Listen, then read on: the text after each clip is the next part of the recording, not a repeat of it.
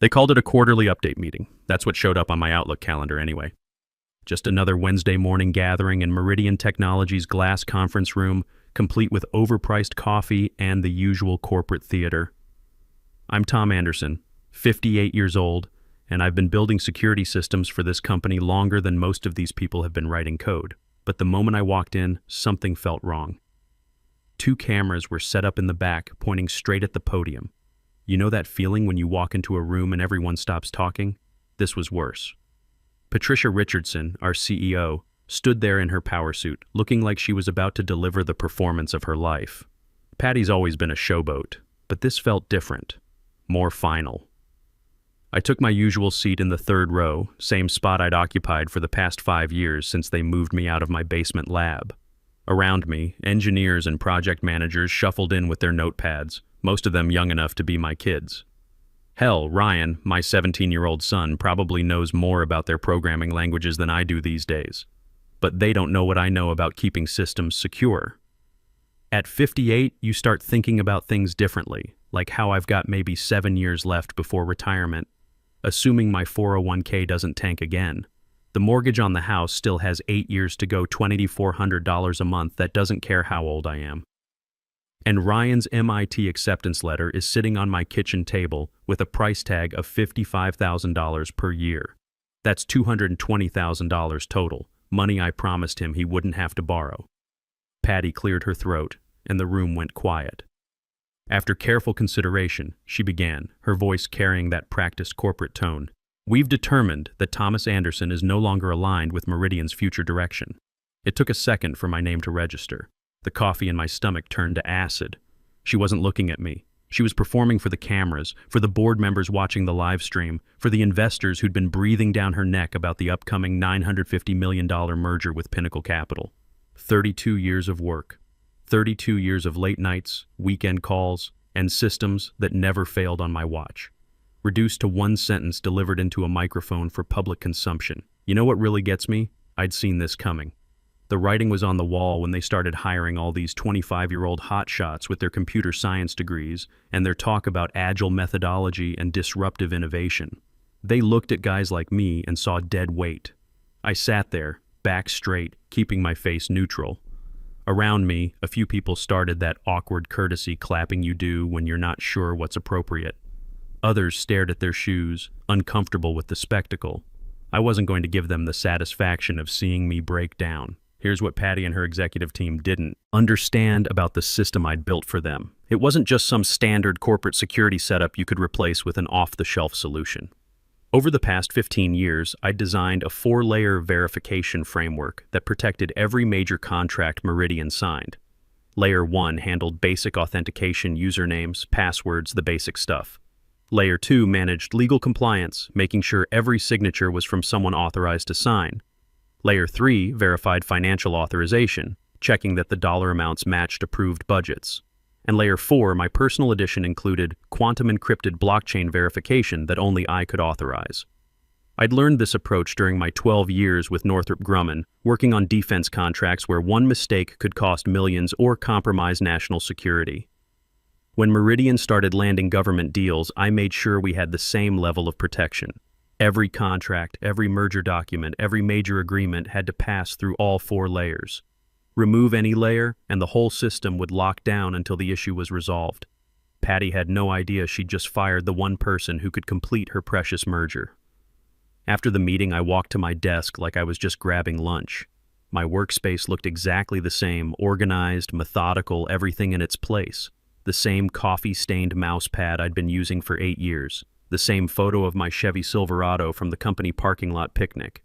And on the corner sat a photo of Ryan at his high school graduation, holding up his acceptance letter to MIT, kids brilliant with computers, way beyond anything I ever understood. The photo reminded me why I'd worked so hard, why every late night and weekend call had been worth it. Jim Walsh, our head of security, appeared beside my desk. He's a good guy, someone I'd personally recommended for the job 8 years ago when he was just a young father trying to provide for his family. Now he had the uncomfortable job of escorting me out. "Tom, I'm sorry," he said quietly, his voice barely audible. "This isn't right. They're making a huge mistake." I nodded. Just do your job, Jim. You've got a family to think about. Mortgage payments don't care about principals. We walked toward the exit together, past colleagues who suddenly found their keyboards fascinating. A few met my eyes with apologetic looks, but most avoided eye contact entirely. The sound of my footsteps echoed in the too-quiet office. At my age, you realize how few real friends you have at work. Most relationships are just convenience, people being polite because they have to see you every day. At the glass doors, Jim paused before scanning his badge. "They don't deserve what you built for them," he said. "Take care of yourself, Jim," I replied, keeping my voice steady. The doors opened with their familiar mechanical hiss. Cool air rushed in from the parking lot, carrying the smell of car exhaust and the promise of a life I hadn't planned for. I stepped through without looking back. What I carried with me was heavier than any briefcase, the knowledge that Meridian's entire merger depended on systems I'd built, layer by careful layer. That evening, I sat in my apartment, the familiar quiet settling around me like an old jacket. Ryan was at study group, preparing for his MIT interviews. The kid had no idea his old man had just become unemployed. At 58, getting fired isn't like being 30 and bouncing back. Companies see your resume and think liability health insurance costs, training someone who might retire in 10 years, dealing with a guy who remembers when things were done differently. I made myself a cup of coffee and sat by the window, watching the city move on without any awareness of what had just happened at Meridian Technologies. My phone sat silent on the table. No calls, no messages, no emergency alerts from the system. But I knew it was only a matter of time. 3 days. That's how long it took for Patty's confidence to crack. I was finishing my morning coffee, thinking about updating my LinkedIn profile and wondering if anyone would hire a 58-year-old systems engineer when my phone buzzed. Meridian's executive line. Patty herself was calling, probably from her corner office with the city view she loved to show off during board meetings. I let it ring once, twice, 3 times. Then I set the phone down and watched it vibrate against the kitchen table like an angry insect. The irony hit me 3 days ago. She'd treated me like dead weight in front of the entire company. Now, in her panic, I was suddenly essential again. When the call finally dropped to voicemail, I waited a minute before pressing play. Her voice came through the speaker, but it wasn't the commanding tone she'd used on stage. This was raw, desperate, breaking at the edges. "Tom, pick up, please. We've got a situation here.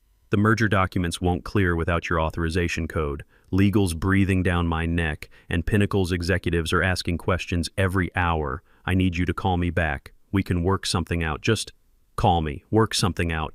That was Patty's language for when the walls were closing in. She never begged until the leverage shifted completely out of her favor. I deleted the voicemail and went back to my coffee. Outside, delivery trucks rumbled past, dogs barked, and life carried on. For the first time in 32 years, corporate chaos wasn't my problem to solve. The calls kept coming. First from Patty, then from Amanda Foster at the law firm handling the merger. Amanda and I had worked together on dozens of contracts over the years. She was sharp, professional, usually respectful. But when I finally answered her call on the second day, desperation had made her forget our history.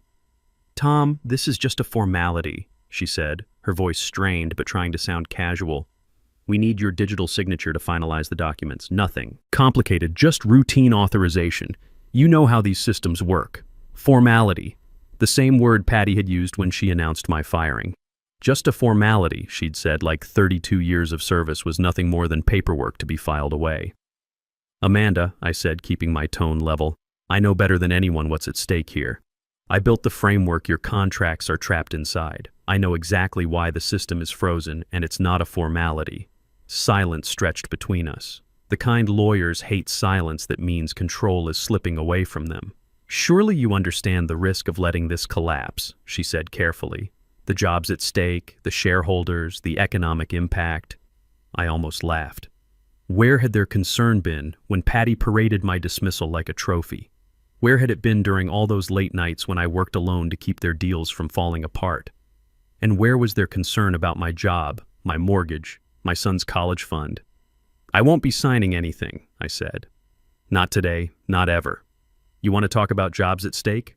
I just lost mine after 32 years. Good luck figuring out your authorization problem." The next morning brought news that Meridian's stock had dropped 12 points overnight. The financial networks were calling it a procedural delay, but markets don't lie. When confidence falters, numbers fall. The system I'd built was speaking louder than any press release Patty could issue. Then came the anonymous message. I found it in my personal email that evening, the subject line blank, sender address routed through multiple relays. The body contained one line: "They need you more than they think. The other side knows it too." ARAR could be Alex Rivera from IT, someone who'd always understood the technical side of what I'd built. The message was followed by another the next day. "Patty doesn't hold the key. You do. Pinnacle Capital knows it. Check the business news." That hit me like cold water. I pulled up the financial websites on my laptop. Buried in the merger coverage was a quote from an unnamed Pinnacle executive. "Certain technical authorizations remain outstanding. We're evaluating all options." They weren't fooled by Patty's performance. They recognized that I, not her board or her lawyers, was the real gatekeeper. The $950 million merger depended on authorization that only I could provide. And I was sitting in my kitchen in sweatpants, unemployed, with no intention of helping any of them. By the end of the week, the whispers had become headlines.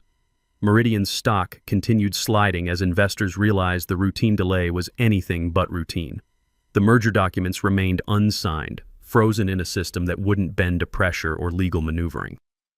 I watched it unfold from my living room, financial news playing in the background while I sorted through job listings. At my age, most postings might as well say, "No one over 40 need apply." They use code words digital native, startup mentality, high energy environment. Translation: we want someone young who will work 80-hour weeks for peanuts. The unemployment benefits would kick in next week, $420 per week, which barely covers groceries. Thank God I'd been putting extra toward the mortgage principal. Still, doing the math was sobering. My savings could cover about 8 months of expenses if I cut everything to the bone. After that, I'd be looking at borrowing against my 401k or selling the house. That's when Patty made her biggest mistake. Desperate to salvage the situation, she announced that her legal team had found a technical workaround that would bypass the authorization requirements. She stood behind the same podium where she'd fired me, promising investors that full clearance would happen within 24 hours. I watched the press conference from my kitchen table, laptop open, eating a peanut butter sandwich because I was already cutting back on expenses. Patty looked confident, even triumphant, as she assured the cameras that the merger was back on track. The stock ticked upward slightly, not much, but enough for desperate investors to cling to hope. She had no idea what was coming. You see, when I built that system, I didn't just create verification layers. I built in something else, a learning algorithm that would recognize and flag any attempt to circumvent the authorization process. Call it professional paranoia, but after 12 years working defense contracts, you learn to assume someone's always trying to hack your work. The next day, reports started trickling out on the financial websites. Meridian's legal team had attempted to input their bypass code into the merger platform. At first, everything seemed fine. Documents loaded, systems appeared to accept the input. For a few hours, Patty and her board probably celebrated, convinced they'd pulled off a rescue. But then, the failsafe triggered. Every unauthorized signature, every false credential was detected and flagged. The system didn't just reject the attempt, it cascaded through every copy of the files, freezing them permanently and rendering all versions invalid. The entire contract, in every iteration, was dead. I pictured the scene. Lawyers staring at screens full of red warning messages, IT staff scrambling to understand what had gone wrong, board members watching their $950 million deal evaporate in real time. And Patty, finally understanding that her performance had just crashed into an immovable wall. The stock plummeted again, erasing the brief bump and then some. News outlets that had praised her innovative solution that morning pivoted sharply by evening, highlighting the complete collapse with merciless detail. My phone started buzzing with texts from former colleagues. "Tom, did you do this?" one asked. Another, "They're saying it's a security feature you built. Is that true?" I didn't respond. Let them figure it out themselves. That evening, my phone rang with a number I didn't recognize. New. York area code Pinnacle Capital's headquarters. "Mr. Anderson," the voice was calm, measured, nothing like the desperation I'd been hearing from Meridian. "This is Brian Matthews, COO at Pinnacle Capital." I waited, curious to hear what the other side had to say. "I'll be direct," he continued. The contract cannot proceed without your authorization. Our technical team has confirmed that without your signature, the entire agreement is invalid. Our board has suspended all forward activities indefinitely. The honesty was refreshing. No threats, no manipulation, just recognition of reality. They underestimated you, Matthews said quietly. Meridian, I mean. They treated you like overhead when you're actually the cornerstone. We've been watching this situation develop, and frankly, we're impressed by the elegance of your security architecture. I found myself leaning forward. What exactly are you saying? I'm saying we recognize talent when we see it. And we recognize that Meridian just made the biggest personnel mistake in corporate history. The conversation that followed changed everything. Matthews explained that Pinnacle had been evaluating not just Meridian's financials, but their technical infrastructure. My security system was one of the main assets they'd wanted to acquire. Without it, and without me, the merger made no sense. We're prepared to make you an offer, he said. Chief Technology Officer, $280,000 base salary, full benefits, and equity options. You'd be building security systems for a company that actually understands their value. I sat there in my kitchen, unemployed for 2 weeks, looking at unemployment forms and job listings that basically told me I was too old to matter. And here was a $280,000 offer to do exactly what I'd been doing, except for people who appreciated it. There's one condition, Matthews added. We need to know that the Meridian situation is permanently resolved, that there's no chance of reconciliation. I thought about Patty's desperate phone calls, about 32 years of being taken for granted, about being fired on camera like some kind of corporate entertainment. Mr. Matthews, I said, that bridge isn't just burned, it's ash. 2 days later, federal agents were executing search warrants at Meridian's offices. It turned out the merger collapse had triggered something bigger, a federal investigation into financial irregularities that my security system had been flagging for months. The same system designed to protect legitimate contracts was now exposing illegitimate ones. Agent Sarah Collins from the FBI Financial Crimes Division called me the next morning. Professional, direct, asking technical questions about the security framework and how it might have been compromised. I met her at a downtown coffee shop. Nothing dramatic, just two people talking over mediocre coffee and stale pastries. We're seeing patterns that suggest systematic contract manipulation, she said, sliding a tablet across the table. Payments to shell companies, backdated authorizations, routing through offshore accounts. Your system flagged all of it over the past 18 months. The irony was perfect. Patty had fired me for refusing to compromise the system's integrity. Now that same integrity was exposing her crimes. The security architecture I'd built wasn't just protecting legitimate contracts, it was creating an evidence trail of illegitimate ones. We'd like you to consult on the technical analysis, Collins continued. Help us understand what the system detected and when. The pay is $180 per hour, and given the complexity of this case, we're looking at several months of work. At $180 an hour, working even part-time would more than cover my expenses while I figured out the Pinnacle offer. Better yet, the work felt meaningful using my skills to expose corruption instead of enabling it. One more thing, Collins said as she packed up her tablet. This investigation is going to get a lot bigger. We're talking money laundering, defense contract fraud, possibly more. Meridian's going to be front-page news, and not in a good way. Within 2 weeks, federal agents were executing search warrants at Meridian's offices. Computers seized, files impounded, executives lawyering up. The $950 million merger became the least of Patty's problems as money laundering and fraud charges materialized. The business news coverage was brutal defense contractor under federal investigation, CEO facing fraud charges, merger collapse triggers, criminal probe. I wasn't just a witness anymore. I was the guy who'd built the system that caught them. Every news article mentioned the sophisticated security architecture that had detected the irregularities. They didn't use my name, but everyone in the industry knew who'd designed Meridian's systems. That's when other companies started calling. Not just Pinnacle, but their competitors too. Word spreads fast in the defense contractor world, especially when someone builds something that actually works. By the end of the month, I had 3 job offers, all north of $250,000, all from companies that suddenly understood the value of uncompromised security systems. Ryan was in the kitchen doing calculus homework when I accepted Pinnacle's offer. The kid looked up from his textbook when I hung up the phone. "Good news?" he asked. "Very good news, son. Looks like your MIT tuition just got a lot easier to handle."